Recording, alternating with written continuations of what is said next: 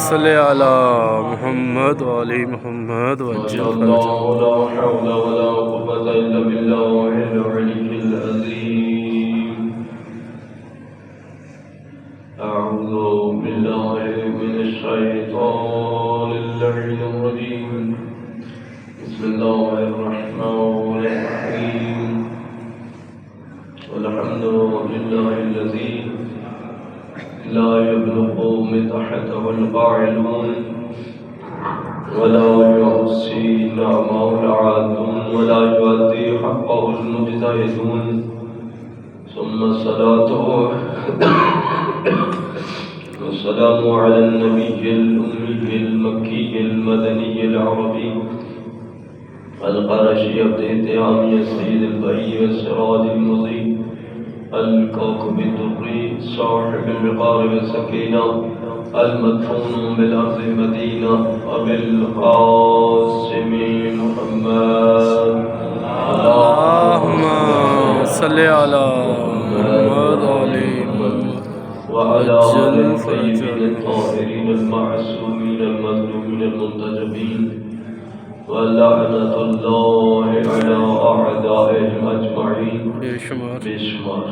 أما بعد، بسم الله الرحمن الرحيم.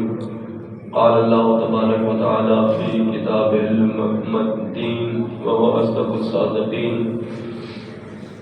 وقوله الحق أنا يكون لك هذا قالت هو من عند الله إن الله يرزق من يشاء بغير حساب. صلوات. اللهم صل علی محمد وعلی محمد وعجل فرجہ. ایک بشارت ہے کہ یہ ایک 190 سال کا ایک عابد تھا، مسرم ابن وحید ابن شیفتا. ایک عابد تھا مکہ سے باہر. اس کی عمر تھی 190 سال. اس نے بہت زیادہ عبادت کی اور کبھی اللہ سے کوئی چیز نہیں مانگی. ایک دن اس کا دل اکتا گیا. اس نے کہا کہ پروردگار، میں آج چاہتا ہوں کہ مجھے اپنے ولی کی زیارت کرا. ماشاءاللہ. اپنے ولی کی زیارت کرا. بس یہی بات اس کے دل میں آنی تھی.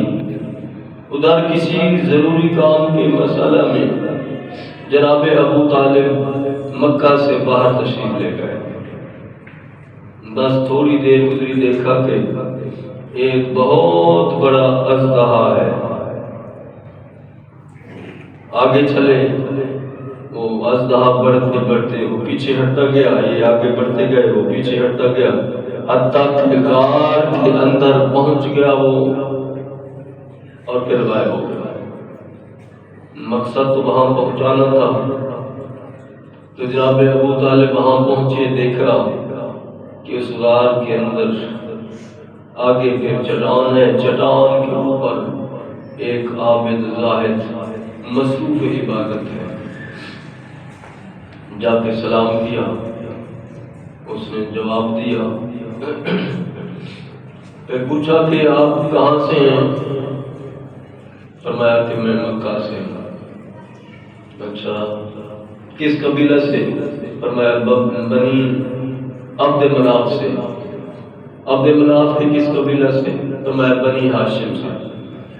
اٹھ کے اچھلا اور پیشانی پر بوسہ لیا، ملا اور کہا کہ الحمدللہ الذی اعطانی مسئلتی.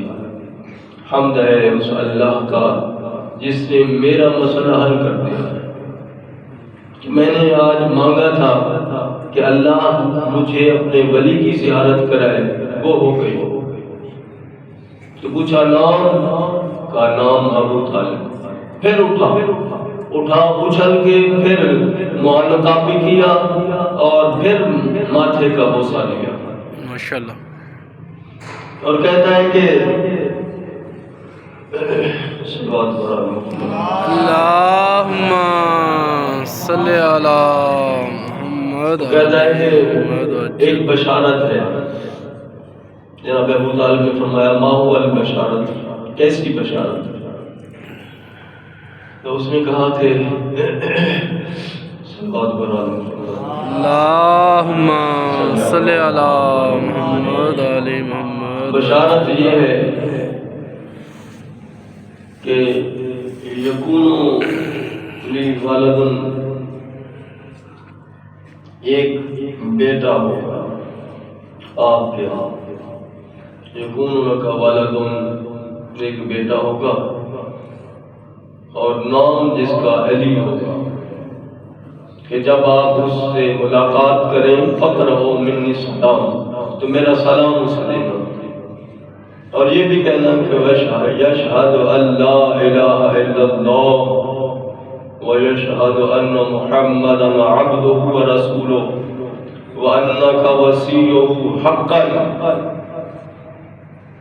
میرا سلام بھی دینا اس کو، اور یہ کہنا کہ اللہ کے سوا کوئی معبود نہیں، محمد صلی اللہ علیہ وسلم اس کے عبد بھی ہیں، رسول بھی ہیں، اور آپ اس کے وصی حق ہیں. یہ میرا سلام دے گا. تو جناب ابو طالب نے فرمایا کہ میں کیسے جانوں کہ یہ تیری بات سچی ہے؟ تو اس نے کہا کہ آپ کیسے مانیں گے، کیسے اطمینان کریں گے؟ تو جناب ابو طالب نے فرمایا کہ اب کھانے کا وقت ہے، جنت سے کھانا منگوا لیں، جنت سے کھانا منگوا لیں، ہم دونوں بیٹھ کے کھانا کھائیں گے. بس اس نے ہاتھ دعا کے لیے بلند کیے، ابھی ہاتھ وہیں موجود تھے، جنت سے کھانا آ گیا، جنت سے کھانا آ گیا، اور اس میں ایک انار بھی تھا. وہ انار جناب ابو طالب نے کھایا، جنت کا انار. بس فرماتے ہیں کہ وہی وقت تھا پھر کہ وہ شب قدر کہ جناب مولا علیہ السلام کا نور جبین اطہر جناب ابو طالب سے، جبین صدا کے عفت جناب سیدہ فاطمہ بنت اسد صلی اللہ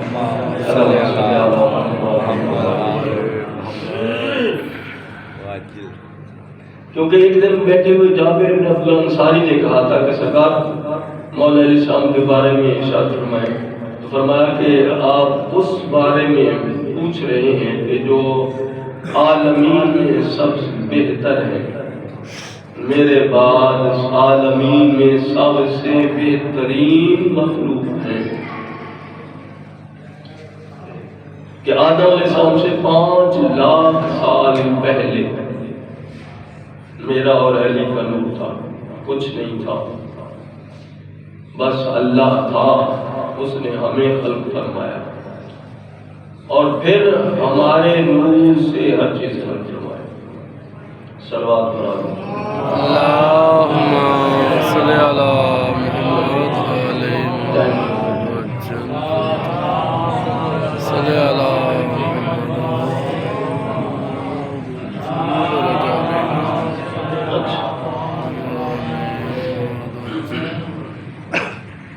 تو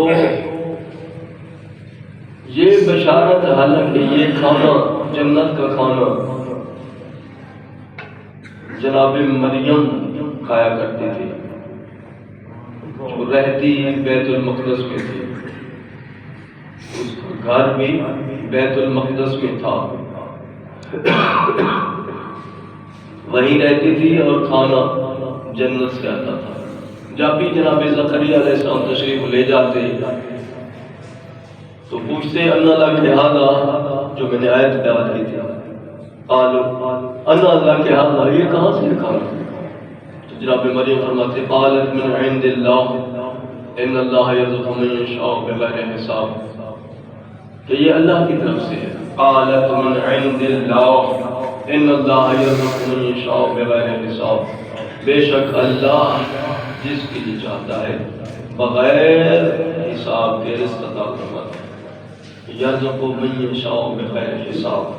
اور پھر وہیں بیٹھے بیٹھے جناب زکریا علیہ السلام نے دعا مانگی تھی، ہنالک دعا زکریا ربہ قال رب هب لي من لدنك ذرية طيبة إنك سميع الدعاء فنادته الملائكة وهو قائم يصلي في المحراب أن الله يبشرك بيحيى مصدقا بكلمة من الله سيدا ورسولا ونبيا من الصالحين صلوات برکاتہ اللهم صل على محمد علیہ سورہ آل عمران سے میں پڑھتا ہوں، اگر کوئی دیکھنا چاہے دیکھ سکتا ہے۔ تو اسی وقت دعا مانگی، ہنالک، اسی وقت جب دیکھا کہ جناب مریم کے لیے کھانے آتا، حالانکہ خود کفالت کرتے تھے۔ کفالت کیسے؟ جب کھانا نہیں کھلاتے تھے، گھر نہیں رکھا ہوا تھا، کفالت کیا ہے؟ خود مکان بنا کے دیا ہوا تھا، چھوٹا سا کمرہ وہیں مسجد میں، اور وہیں رہتے تھے بچپن سے۔ فکفلہا، اس کی کفالت بھی کی جناب زکریا نے۔ کفالت کیسی؟ جب کھانا نہیں کھلایا، کچھ دیا نہیں، کفالت کیسی؟ ہاں سرپرستی تھی، سرپرستی تھی جناب زکریا علیہ السلام، اور اس کمرے میں سوائے جناب زکریا کے کوئی آ جا سکتا ہی نہیں تھا۔ اور پھر وہ وقت آیا کہ جناب مریم جو بتول بھی تھی، بتول کیا ہوتی ہے؟ بتول یہ ہوتی ہے کہ کیونکہ ہر عورت، عام عورت کے لیے بات کر رہا ہوں، عام عورت ہر مہینے میں 3 دن یا 7 دن یا 10 دن وہ نماز نہیں پڑھ سکتی، مسجد میں نہیں جا سکتی، قرآن کی تلاوت نہیں کر سکتی۔ تو بتول وہ ہوتی ہے جو ہر وقت پاک و پاکیزہ ہو، ہر وقت پاک و پاکیزہ ہو۔ مریم بتول ہے، مگر ایک بیٹا عیسیٰ، کیا کہنا عظمت سیدہ کے، سیدہ بتول ہے 11 بیٹے ہوتے ہوئے، مریم بتول ہے بغیر شوہر کے، اور جناب سیدہ بتول ہے علی مولا کے ہوتے ہوئے۔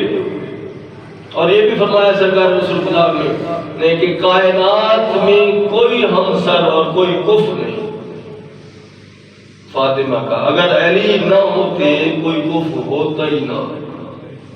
اور یہ کہہ سکتی تھی جو فخر کے عالم میں، فخری انداز میں، کہ میں رسول خدا کے گھر میں آئی، تو علی تو فرماتے کہ میں اللہ کے گھر میں آیا، اس سے بڑھ کیا مرتبہ ہوتا ہے؟ بسم اللہ الرحمن الرحیم، الحمد